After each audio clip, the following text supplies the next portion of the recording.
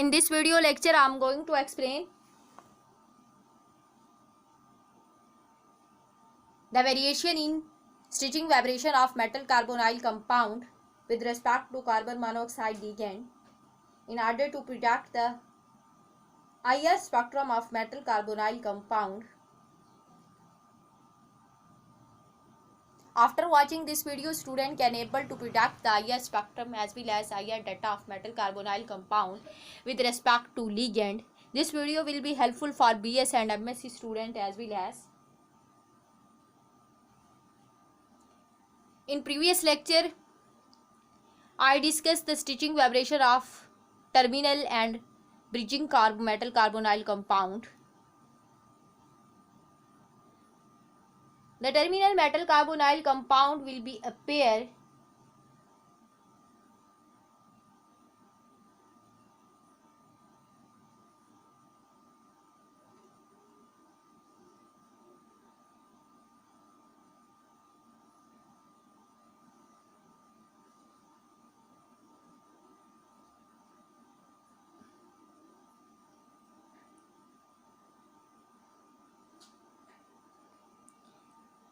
terminal metal carbonyl appear at 21-25 cm inverse to 18-50 cm inverse,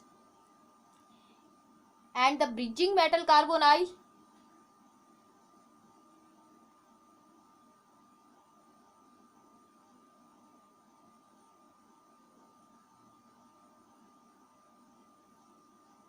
appear at less than 18-50 centimeter inverse. So question is arises, which type of metal carbonyl compound appear at 18-50 centimeter inverse, and which type of metal carbonyl compound appear at 21 centimeter inverse, and which type of metal carbonyl compound will be lies in this range 21 centimeter inverse to 18-50 centimeter inverse is the maximum and minimum value of IR stitching vibration. The range is lies in between these two digits. So which type of metal carbonyl will exist in this region? It is question. कि आप कैसे predict करेंगे कि आपका metal carbonyl compound 18-50 centimetre पे inverse होगा, पे appear होगा, या फिर आपका मेटल कार्बोनाइल 21-25 सेंटीमीटर इन्वर्स पे अपेयर होगा, या फिर आपके मेटल कार्बोनाइल 1900 सेंटीमीटर इन्वर्स पे अपेयर होंगे, या फिर 20 सेंटीमीटर इन्वर्स पे अपेयर होंगे. बिकॉज आपकी दो डिजिट्स के दरमियान lot of range will be exist. बहुत सी वैल्यूज इन दो डिजिट्स के दरमियान आपके अपेयर हो सकती हैं. 2000 की वैल्यू हो सकती है, 2020 की वैल्यू हो सकती है, 1950 की वैल्यू हो सकती है, 1985 की वैल्यू हो सकती है. तो आप कैसे प्रिडिक्ट करोगे कि आपका मेटल कार्बोनाइल अब 1850 पे अपेयर नहीं होगा, आपका 1900 सेंटीमीटर पे इन्वर्स पे अपेयर होगा.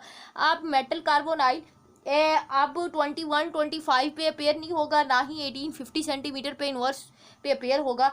अब ये आपके पास किस वैल्यू पे अपेयर होगा? 20 सेंटीमीटर इन्वर्स पे अपेयर होगा. तो in order to find this type of metal carbonyl range and metal carbonyl type, we have to predict the factor affecting on the metal carbonyl compound. तो हमें क्या करना होगा? सबसे पहले फैक्टर इफेक्टिंग के कंसेप्ट को क्लियर करना होगा. So we can easily determine the range of metal carbonyl compound theoretically before performing an experiment. After performing experiment, we can get our predicting range in order to predict the metal carbonyl compound spectrum. So it is very important in this case. So first of all, in this video I am going to explain the all factors that affect the stitching vibration of metal carbonyl compound.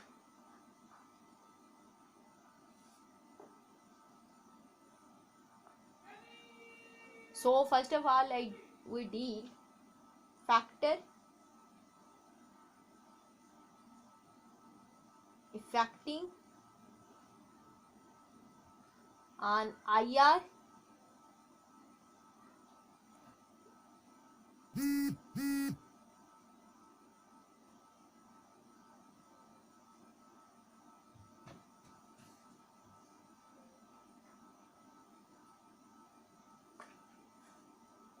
frequency of carbon monoxide in case of metal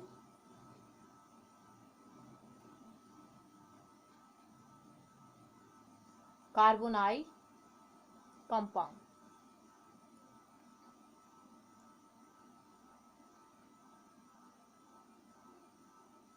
जब तक आप factor नहीं explain करेंगे तब तक आप predict नहीं कर सकोगे कि किस टाइप का मेटल कार्बोनाइल किस रेंज में अपेयर होगा.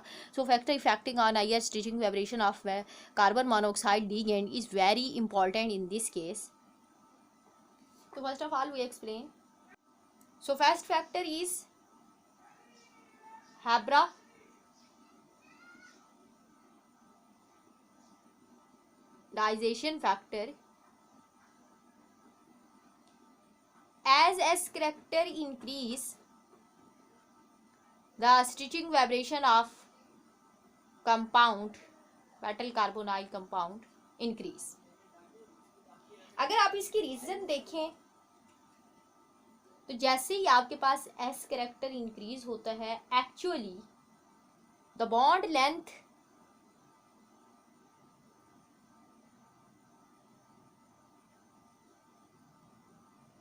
डिक्रीज एंड बॉन्ड स्ट्रेंथ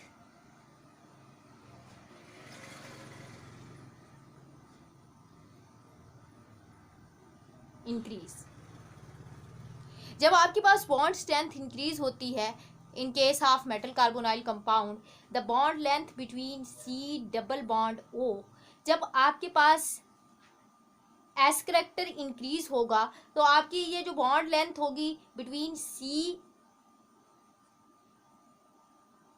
ओ, अगर आपकी बॉन्ड लेंथ डिक्रीज होगी तो देन आपकी स्टिचिंग वाइब्रेशन हाई होगी, और अगर आपकी बॉन्ड लेंथ डिक्रीज हो जाएगी तो तब आपके पास स्टिचिंग वाइब्रेशन लो होगी. इन case of free carbon monoxide ligand, आपके पास जो बॉन्ड लेंथ होती है वो आपकी क्या हो जाती है, डिक्रीज हो जाती है क्योंकि आपका एस करेक्टर इंक्रीज हो जाता है. It the central metal atom is carbon and its hybridisation is sp, और इस केस में आपके पास 50% एस करेक्टर होता है और 50% ही आपके पास p करेक्टर होता है. So due to increase in X character, इसके आप इस bond the bond between carbon and oxygen length will be decreased and strength will be increased, so more amount of IR radiation will be required to evaporate this bond and we get in order to get spectrum.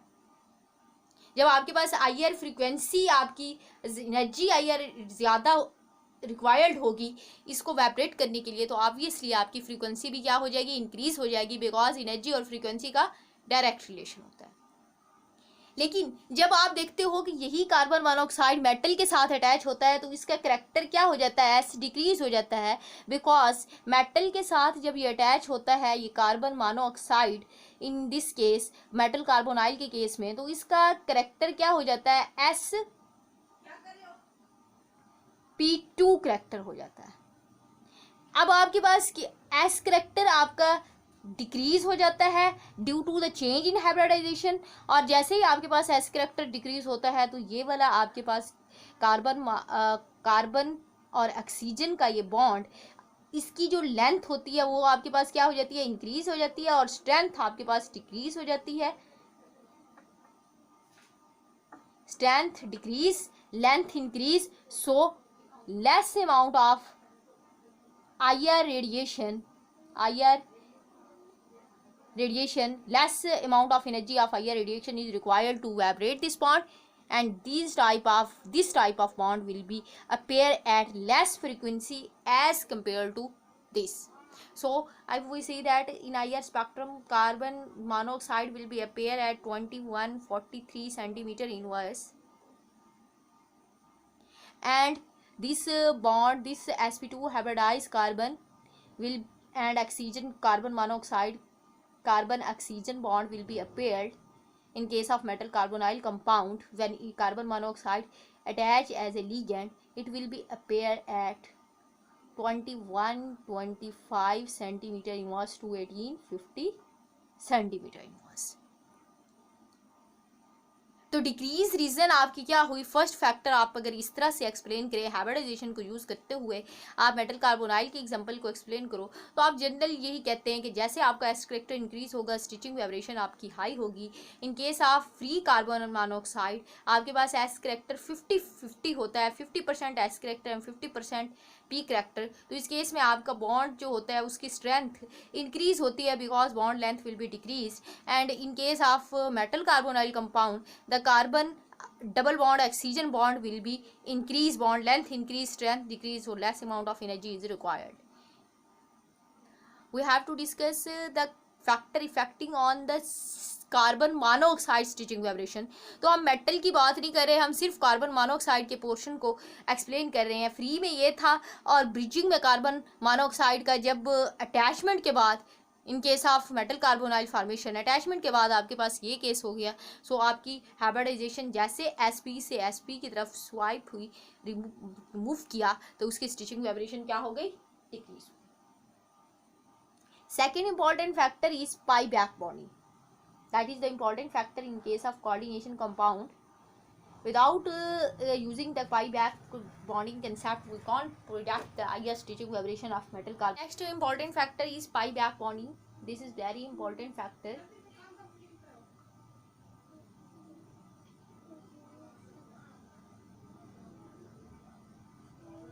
In case of coordination compound, without pi back bonding concept, we can't predict the stitching vibration of metal carbonyl compound. This is the most important factor. जैसे आपके पास compound में pi back bonding metal carbonyl में increase होगी तो आपकी stitching vibration जो metal carbonyl की होगी वो क्या हो जाएगी, डिक्रीज हो जाएगी।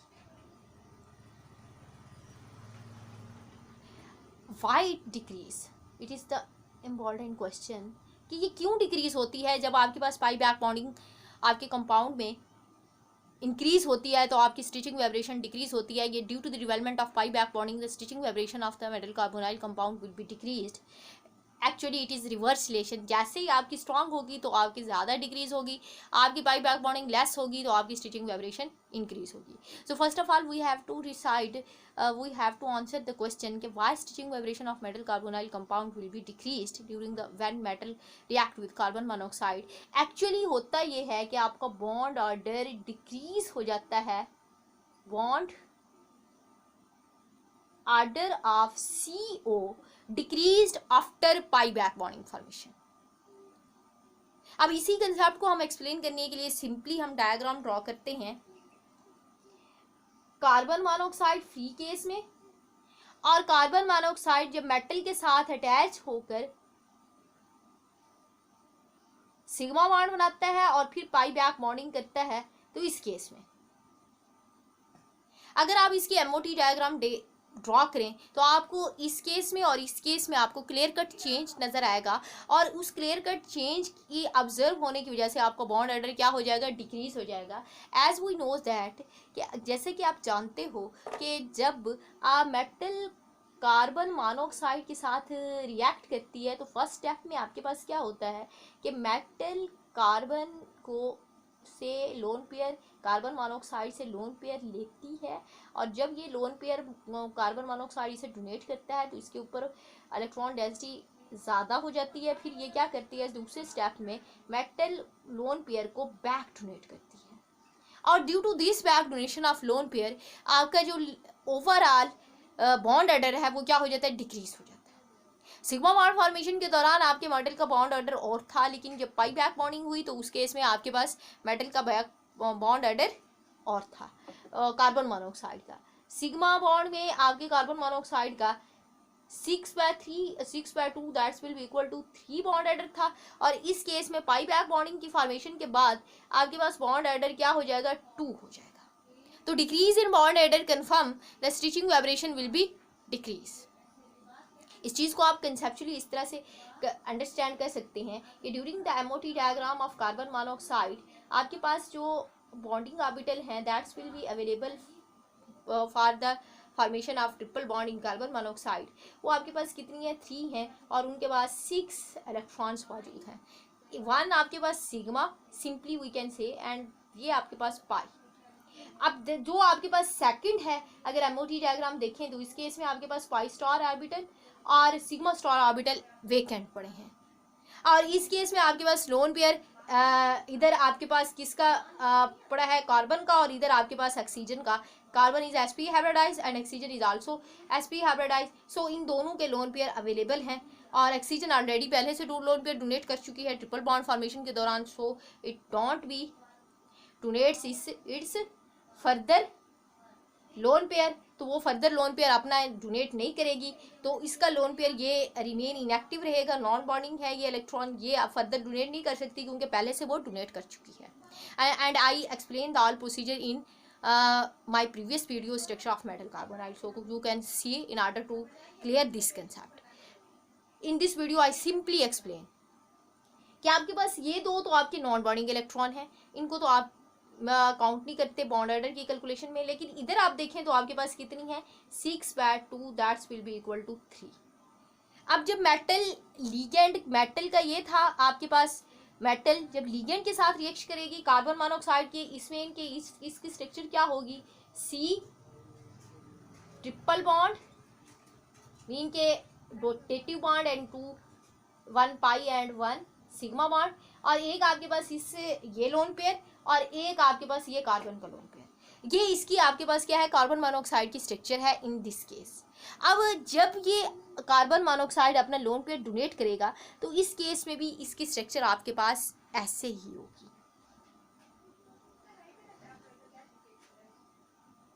लेकिन due to donation of lone pair, ये आपके पास लोन पेयर अवेलेबल है, तो इसके ऊपर पार्शियल पॉजिटिव चार्ज आ जाएगा, इसको ऑलरेडी पॉजिटिव है क्योंकि ये डायरेक्टिव बॉन्ड बना चुकी है, इसके ऊपर पार्शियल नेगेटिव चार्ज आ जाएगा, तो ये अनस्टेबल है। अनस्टेबिलिटी की वजह से मेटल कार्बोनाइड, जो मेटल की टेंडेंसी नहीं होती नेगेटिव चार्ज करने की, अटेन करने की, वो बैक डोनेट करेगा, और आपके पास जब आपकी बैक डोनेशन होगी तो आपका बॉन्ड ऑर्डर डिक्रीज हो जाएगा, मीन कि आपका ये जो आपका directive bond and 1 pi and 1 sigma, ये एसएच कंडीशन में in this case not exist. So इस पर्पज के में होता क्या है आपके पास कि जब मेटल अपने ये 2 इलेक्ट्रॉन दे चुका, अब जब मेटल ये इसको वापस बैक डोनेट करेगी इलेक्ट्रॉन, तो इस एमओटी में, इस एमओटी डायग्राम में आपका कार्बन मोनोऑक्साइड लीगेंड इन पाई स्टार एम्प्टी ऑर्बिटल में मेटल के इलेक्ट्रॉन को एक्सेप्ट करेगा। अब जब एक्सेप्शन के बाद, एक्सेप्ट जब वो कर लेगा तो आपका बॉन्ड ऑर्डर ऑब्वियसली चेंज हो जाएगा। तो हम इस तरह से रिप्रेजेंट उस चीज़ को कर सकते हैं कि आपके पास ये 3 ऑर्बिटल पहले से अवेलेबल थे, 2, 4 और 6, और नीचे आपके पास ये लोन पेयर डोनेट कर चुका उसको आफ्टर बाई बैक बॉन्डिंग, तो आपके 3 ऑर्बिटल आपके पास क्या थे, एम्प्टी थे, वेकेंट थे। ये आपके पास सिग्मा स्टार, ये आपके पास पाई स्टार ऑर्बिटल, और ये भी आपके पास पाई स्टार ऑर्बिटल। मेटल जब अपने 2 लोन पेयर इससे पहले ले चुका, फिर बाद में उससे बैक डोनेट करेगा, तो एक इलेक्ट्रॉन आपके पास इस ऑर्बिटल में आ जाएगा और एक इलेक्ट्रॉन आपके पास इस ऑर्बिटल में आ जाएगा। तो 2 वेकेंट ऑर्बिटल लाई करते हैं, 2 वेकेंट ऑर्बिटल में क्या हो जाएंगे, इलेक्ट्रॉन डेंसिटी इंक्रीज हो जाएगी। तो हम ये कह सकते हैं कि now the electron density of the carbon monoxide will be increased. इस केस में कार्बन के ऊपर, जो कार्बन मोनोऑक्साइड की कार्बन के ऊपर इलेक्ट्रॉन डेंसिटी इंक्रीज हो जाएगी, क्योंकि उसने पाई स्टार ऑर्बिटल में इलेक्ट्रॉन मेटल से बैक डोनेशन के दौरान एक्सेप्ट कर लिए हैं। तो इस केस में जैसे ही आपकी इलेक्ट्रॉन डेंसिटी इंक्रीज होगी तो आपका बॉन्ड ऑर्डर क्या हो जाएगा, डिक्रीज हो जाएगा। और बॉन्ड ऑर्डर कितना डिक्रीज होगा, 2, 4, 6 -2 by 2, that's will be equal to 4/2, that's will be equal to 2। तो इसका मतलब ये हुआ कि ये वाला बॉन्ड आपका क्या हो जाएगा, ब्रेकअप हो जाएगा। अब इस केस में आपके पास C double bond O generate हो जाएगा। So by decreasing the bond order जैसे आपका डिक्रीज होगा तो आपका ट्रिपल बॉन्ड जो आपके पास directive 1 directive and 1 pi and 1 sigma bond था वो आपके पास अब किस में कन्वर्ट हो गया, डबल बॉन्ड में कन्वर्ट हो गया। अब जब जैसे वो डबल बॉन्ड में कन्वर्ट होगा तो आपकी बॉन्ड लेंथ क्या हो जाएगी, increase,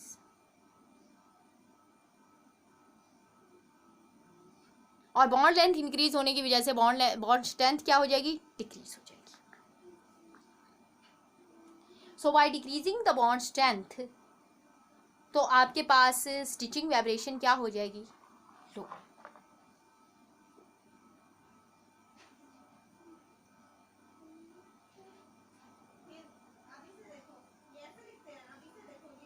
So less amount of energy, higher energy will be required to vibrate this bond and the frequency will be decreased.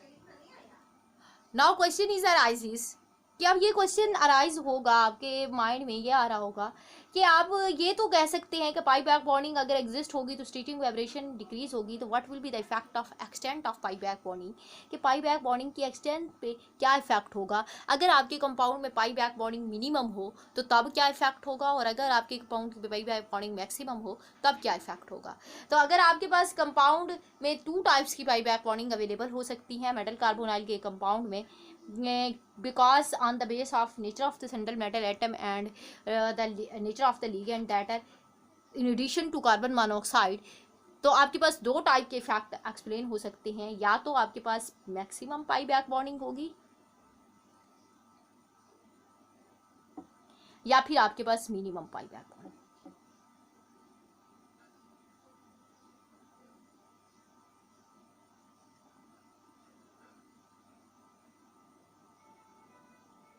कब मैक्सिमम होगी और कब मिनिमम होगी, ये क्वेश्चन अब राइज होता है।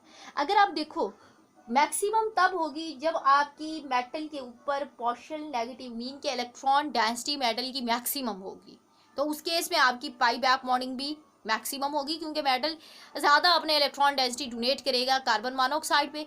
जब कार्बन मोनोऑक्साइड पे ज़्यादा इलेक्ट्रॉन डेंसिटी डोनेट करेगा तो ये आपका डबल बॉन्ड स्ट्रेंथ उसी हिसाब से क्या हो जाएगी, और इंक्रीज हो जाएगी, और लेंथ और इंक्रीज हो जाएगी और स्ट्रेंथ और डिक्रीज हो जाएगी। हम इन अदर वर्ड हम ये भी कह सकते हैं कि जैसे आपके पास पार्शियल नेगेटिव चार्ज की टेंडेंसी इंक्रीज होती है, मेटल मैक्सिमम पाई बैक डोनेशन करती है, तो पाई बैक डोनेशन के दौरान आपकी पाई बैक बॉन्डिंग जब स्ट्रेंथ होगी तो मेटल कार्बन को अपनी तरफ क्या कर लेगी, विड्रॉ कर लेगी, खींच लेगी, और आपका metal C double bond O जो आपके पास carbon C double bond O है उसकी लेंथ इंक्रीज हो जाएगी, और लेंथ इंक्रीज होने की वजह से बॉन्ड लेंथ इंक्रीज होने की वजह से बॉन्ड स्ट्रेंथ आपकी डिक्रीज हो जाएगी। So less amount of energy will be required. जब मेटल के ऊपर पार्शियल नेगेटिव चार्ज हो या फुल फ्लैश नेगेटिव चार्ज हो, मीन के मेटल के ऊपर इलेक्ट्रॉन डेंसिटी उसकी इंक्रीज हो जाए, सेंट्रल मेटल की एटम की इलेक्ट्रॉन डेंसिटी इंक्रीज हो जाएगी, pi back bonding maximum. Similarly जब आपके पास पाई बैक बॉन्डिंग मिनिमम कब होगी, जब आपकी मेटल की इलेक्ट्रॉन डेंसिटी रिमूव हो जाएगी, लेस हो,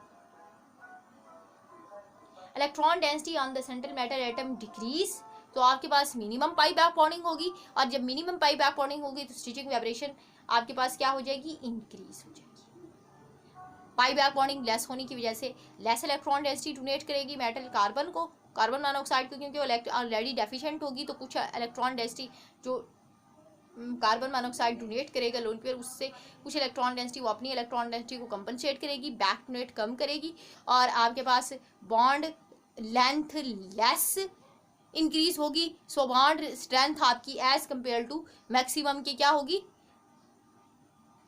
लेस डिक्रीज होगी, तो सो फ्रीक्वेंसी विल बी इंक्रीज।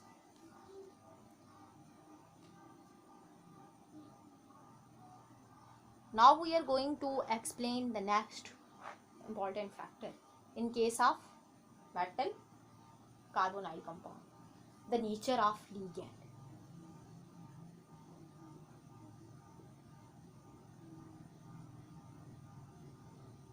अगर आप लिगेंड की नेचर की बात करो तो आपको 100% क्लियर है कि आपकी लिगेंड की 2 टाइप्स की नेचर हो सकती हैं जो सेंट्रल मेटल एटम के साथ अटैच होते हैं, in addition to carbon monoxide.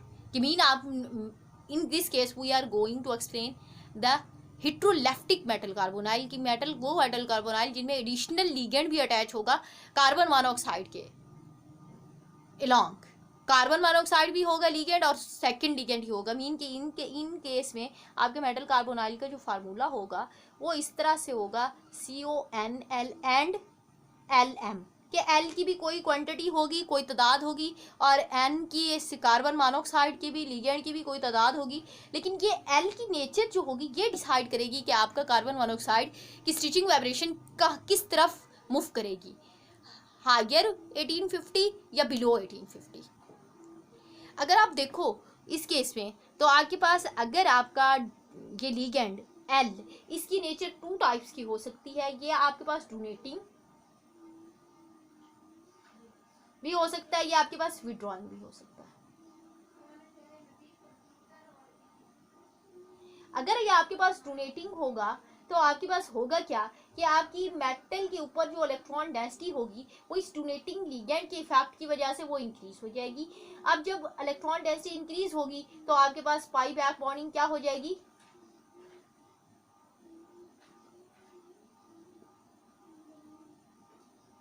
वो आपके पास इंक्रीज हो जाएगी। और जैसे पाई बैक बॉन्डिंग इंक्रीज होगी तो stitching vibration of carbonyl compound decrease हो जाएगी। मीन कि वो वाले कार्बोनाइल कंपाउंड आपके 1850 से बिलो भी अपीयर हो सकते हैं समवट। अगर आपकी नेचर ऑफ मेटल किसी भी ब्लॉक से बिलोंग करती हो, ये 100% क्लियर नहीं है कि आपकी 1850 से बिलो अपीयर होंगे, क्योंकि कुछ मेटल कार्बोनाइल के साइज पे भी डिपेंड करता है। So such type of metal carbonyl will be appeared below 21-25 centimeter inverse frequency। ये आपके पास 1850 भी हो सकती है, 1950 भी हो सकती है, 2000 भी हो सकती है। समवट ये बिलो होगी 21-25 सेंटीमीटर इनवर्स। अगर आपके पास विथड्रॉइंग लिगेंड होगा, मेटल कार्बोनाइल के केस में आपके पास विथड्रॉइंग लिगेंड अटैच हो, ये वाला L इसकी नेचर आपके पास विथड्रॉइंग हो, तो ये क्या करेगा कि ये इलेक्ट्रॉन डेंसिटी इस मेटल से, एक लिगेंड आपका ये भी अटैच है, तो ये इलेक्ट्रॉन डेंसिटी अपनी तरफ क्या करेगा, विथड्रॉ कर लेगा। जैसे ये मेटल की तरफ इलेक्ट्रॉन डेंसिटी विथड्रॉ करेगा तो इस केस में आपके पास होगा क्या कि इसकी electron density partial positive, mean कि इसकी इलेक्ट्रॉन मेटल की इलेक्ट्रॉन डेंसिटी डिक्रीज हो जाएगी। तो मैं as a result metal less donate करेगी electron density to carbon monoxide ligand. जब कार्बन मोनोऑक्साइड को लेस इलेक्ट्रॉन डेंसिटी डोनेट करेगी तो आपके पास पाई बैक बॉन्डिंग डिक्रीज हो जाएगी। तो इस केस में आपकी स्टिचिंग वाइब्रेशन इंक्रीज हो जाएगी और ये आपकी ग्रेटर देन 1850 सेंटीमीटर इनवर्स होगी। कि मीन ये रीजन अब आपका किस तरफ मूव करेगा, 21-25 की तरफ मूव करेगा। 1900 भी हो सकती है, 1000 भी हो सकती है, 1020 भी हो सकती है, 2000 भी हो सकती है। ये आपकी स्पेसिफिक मेटल कार्बोनाइल की स्पेसिफिक रेंज में आप ट्रेन होगी। लेकिन आप जनरल ट्रेंड में क्या कहोगे कि आप ये कहोगे कि ये मेटल कार्बोनाइल 1850 से हायर की रेंज में जाएंगे। जब आप एक्सपेरिमेंटल ऑब्जर्वेशन करोगे या स्पेक्ट्रम लोगे तो आपके पास यही रिजल्ट आएगा कि ये मेटल कार्बोनाइल आपके 1850 से इस रेंज में 21-25 सेंटीमीटर इनवर्स की रेंज में अपीयर होंगे।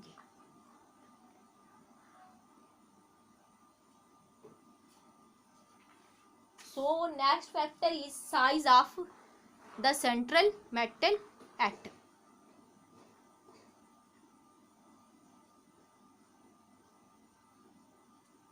इन केस ऑफ मेटल कार्बोनाइल की जब आप बात करते हैं तो आपके पास जनरल फार्मूला यही होता है कि मेटल और कार्बन मोनोऑक्साइड लिगेंड, ये आपके पास मेटल कार्बोनाइल ऑब्टेन होते हैं। अब इस मेटल का साइज भी आइए स्टिचिंग वाइब्रेशन पे क्या करता है, इफेक्ट करता है। साइज आपके पास ऑलवेज इनवर्सली प्रोपोर्शनल होता है आपकी स्टिचिंग वाइब्रेशन ऑफ आइए स्टिचिंग वाइब्रेशन ऑफ कंपाउंड, किसी भी कंपाउंड की जनरल रिलेशनशिप ये है। इन दिस केस आइए stitching vibration of metal carbonyl आपके पास साइज क्या होगा, इनवर्सली प्रोपोर्शनल होगा। क्योंकि साइज के डिक्रीज होने से, रीजन क्यों है, क्योंकि ऐसे क्यों होगा कि मेटल का साइज डिक्रीज होने से आपकी स्टिचिंग वाइब्रेशन क्या हो, इनवर्सली प्रोपोर्शनल हो। Size decrease stitching vibration increase, size increase stitching vibration decrease, that is inverse relation. ऐसा क्यों होता है कि एक्चुअली आपके पास जब साइज डिक्रीज होता है तो आपकी according to VBT concept the overlapping area of the central metal atom and the ligand, ये आपके पास क्या होगा, डिक्रीज होगा। जब ये डिक्रीज होगा तो ओवरलैपिंग एरिया डिक्रीज होने से आपकी बॉन्ड स्ट्रेंथ डिक्रीज हो जाएगी। जब बॉन्ड स्ट्रेंथ आपके पास डिक्रीज होगी तो ऑब्वियसली आपकी आईआर स्टिचिंग वाइब्रेशन भी क्या हो जाएगी, डिक्रीज हो जाएगी। द नेक्स्ट फैक्टर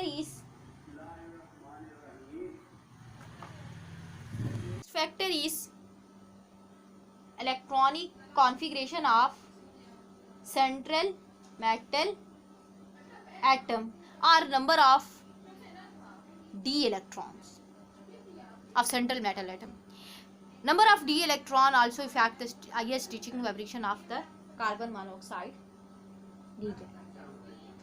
अगर आपके number of d electron central metal atom के, if number of d electron of central metal atom increase, तो आपके पास जो इलेक्ट्रोनेगेटिविटी होगी, द इलेक्ट्रोनेगेटिविटी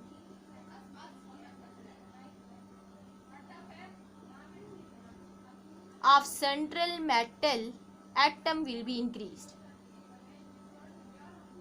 तो होगा क्या कि जैसे ही आपकी इलेक्ट्रोनेगेटिविटी सेंट्रल मेटल एटम की इंक्रीज होगी, कि mean central metal atom more electronegative element के तौर पे एक्ट करेगी, तो मेटल के ऊपर इलेक्ट्रॉन डेंसिटी क्या हो जाएगी, ऑब्वियसली इंक्रीज हो जाएगी। So metal retain maximum electron density.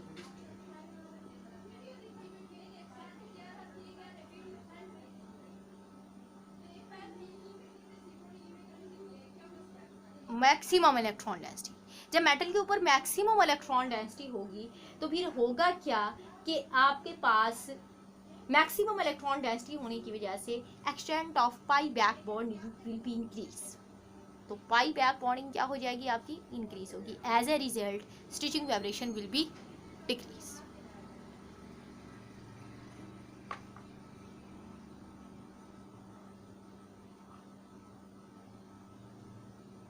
The next factor is electronegativity.